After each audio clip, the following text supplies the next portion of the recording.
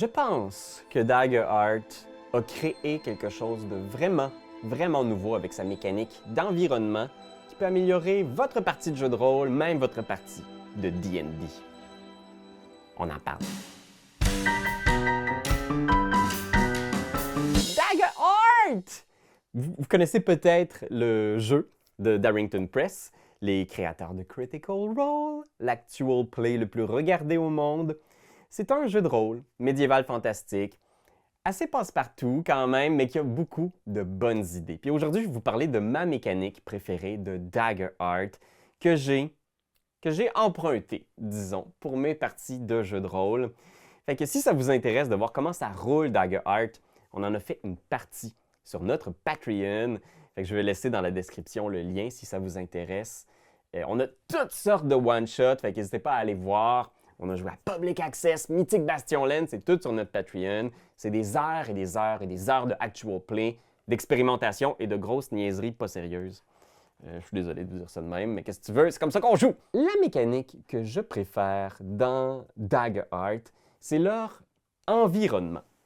L'environnement, en fait, le concept, c'est d'essayer de trouver une façon de mécaniser les rencontres avec un lieu, avec des gens, avec quelque chose qui n'est pas nécessairement un monstre. Comprends-tu? Tu sais, dans D&D, souvent, si ça n'a pas des points de vie, une classe d'armure, on ne peut pas vraiment l'affronter. On va peut-être rouler un jet de Deception, on va peut-être rouler un jet d'athlétique, se passer par-dessus, mais c'est fini la plupart du temps. Ici, ils ont trouvé une façon de faire qu'un marché illégal au cœur d'une ville, que des égouts remplis de vieilles ruines. Ils ont trouvé une façon qu'une jungle, qu'une tempête, qu'une falaise abrupte devienne un ennemi au même titre qu'un monstre. Donc, ils ont fait des stat blocks pour l'environnement.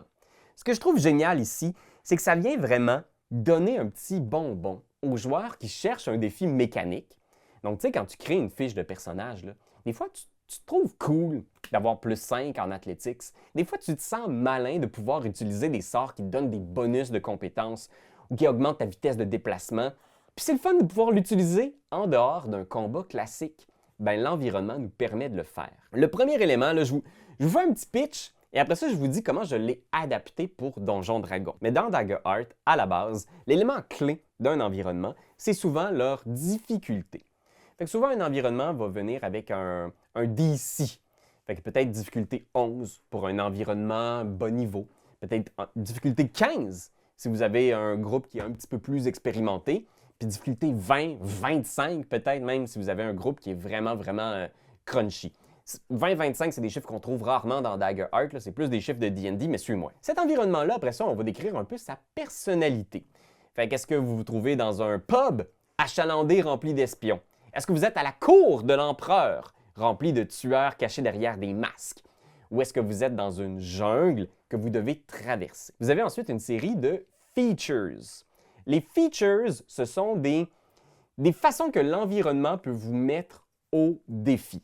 Parfois, certains features, donc on pourrait dire des caractéristiques de l'environnement, bien, ça va être une façon de traverser cet environnement.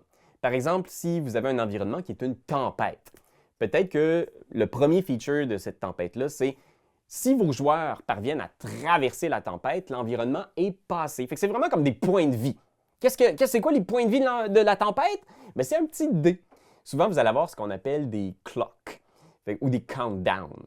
Dans Daggerheart, c'est très inspiré de toutes sortes de jeux qui ont des clocks. C'est des espèces de cercles avec des pointes de tarte. Mais Daggerheart utilise les clocks avec des dés. Donc, par exemple, votre dé de tempête, ça pourrait être un D6. Vous voyez ici, j'ai un beau petit D6. Fait que ça peut dire, placez votre D6 sur la face 1. À chaque fois qu'un joueur va faire une action dans cet environnement-là pour traverser la tempête, on va augmenter le dé à 2, puis à 3, puis à 4. Puis quand on arrive à 5, à 6, la tempête est finalement traversée. Ce que je trouve chouette ici, c'est que vous pouvez jouer avec ces mécaniques-là de toutes sortes de façons. Vous pitchez ça aux joueurs, vous êtes au cœur de la tempête, votre vaisseau volant doit traverser les nuages, il y a des éclairs à gauche, à droite. Qu'est-ce que vous faites? Et là, ça c'est très Daggerheart, pas d'initiative, vous jetez la situation au requin, vous dites à vos joueurs, allez-y, comment vous aidez le bateau à traverser la tempête? Et là, chaque joueur peut faire un jet de compétences. Et tout est permis sur la table. Donc, ça me rappelle beaucoup les test de compétences qui était très populaire dans la 4e édition de Donjons Dragons. Mais par exemple, vous pouvez avoir un joueur qui fait Ben moi, je vais utiliser perception pour être comme sur le nid, regarder au loin, faire comment est-ce que je peux nous guider à travers des parties moins violentes de l'orage. Fais un jet de perception, mon ami. Il jette son jet de perception et il doit atteindre la difficulté de l'environnement. Fait que la tempête, mettons, on se dit que c'est 14, parce que c'est difficile. il jette son jet de perception. S'il réussit, on avance! La tempête est rendue à 2! Excellent! Mais s'il échoue, la tempête répond. Et là, c'est là qu'on va voir les autres features de notre tempête. C'est quoi les autres caractéristiques? La tempête peut donner des éclairs. Par exemple, il y a un éclair qui frappe le bateau. Il y a un des joueurs qui doit faire un jet de sauvegarde de dextérité ou recevoir 4 des 6 dégâts d'électricité. Oh non! Peut-être qu'il y a un autre des caractéristiques, ça peut être tous les joueurs sont secoués. Tout le monde à bord doit faire un jet de sauvegarde de force ou être renversé au sol et ne pas pouvoir agir dans le prochain tour. Oh non! Fait que c'est vraiment une façon que la tempête va mettre au défi les joueurs. Certains environnements vont même avoir des monstres.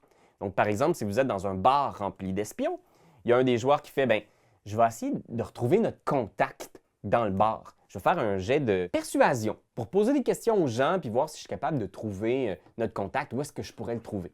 Il fait son jet de persuasion. La difficulté de notre taverne pleine d'espions est, mettons, 15. Il rate. Oh non! On n'avance pas dans notre situation. Et là, on va voir une des caractéristiques. Peut-être qu'une des caractéristiques, c'est monstre, spy, espion, roublard, assassin. Donc, vous, comme maître de jeu, vous pouvez maintenant déclencher un combat dans un lieu du bar rempli d'espions parce que le joueur a raté son jet. Fait que c'est l'environnement qui répond en leur pitchant un monstre. Soudainement, il est dans la cuisine, il fait « Je pense qu'on m'a donné rendez-vous ici », mais non. 2 espions sortent de chaque côté de la cuisine, puis là, il y a un combat à la Jason Bourne avec des couteaux, puis des woks, puis on s'envoie de l'huile bouillante d'en face. C'est ça, un environnement. C'est donc c'est de mécaniser votre petit scénet. Puis on peut en faire de toutes sortes. Là, vous avez vu, il y a la tempête qu'il faut traverser, mais vous avez un lieu qui peut être un environnement social. Vous pouvez avoir un environnement qui est un événement, ça peut être un siège.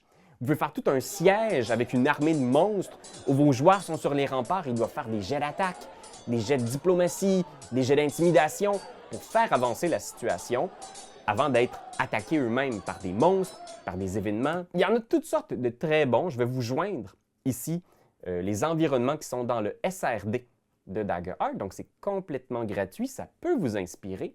Et pour adapter ça à la 5e édition, c'est très simple. Vous avez juste à modifier légèrement les difficultés.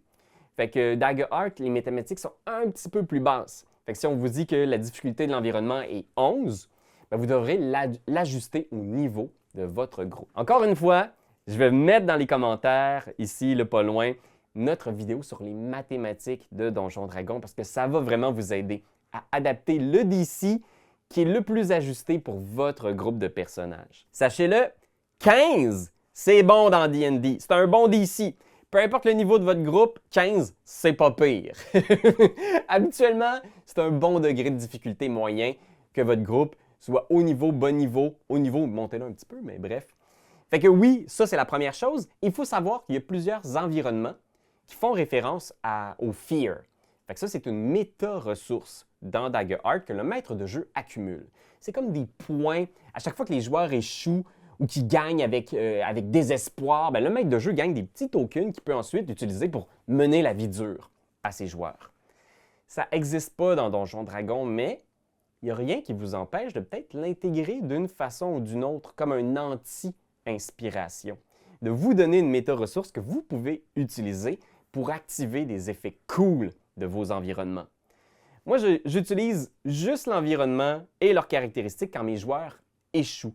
Je trouve que c'est quand même payant. Puis si votre degré de difficulté est assez élevé, vos joueurs vont échouer quand même assez souvent. Puis ça va les mettre au défi. Ayez pas peur de leur permettre aussi de s'entraider puis de faire des moves d'équipe pour avancer dans ces situations-là et vaincre les environnements.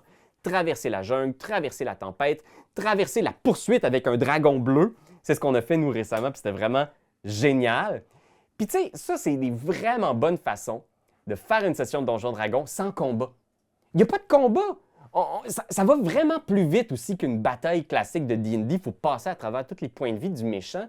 Là, souvent, c'est juste d'arriver à descendre un dé ou à le faire monter à un certain degré. On perd quand même des points de vie. Il peut y avoir des conséquences vraiment néfastes, surtout si l'environnement est vraiment creepy, là, un temple maléfique dédié au dieu de la mort ou un champ de bataille.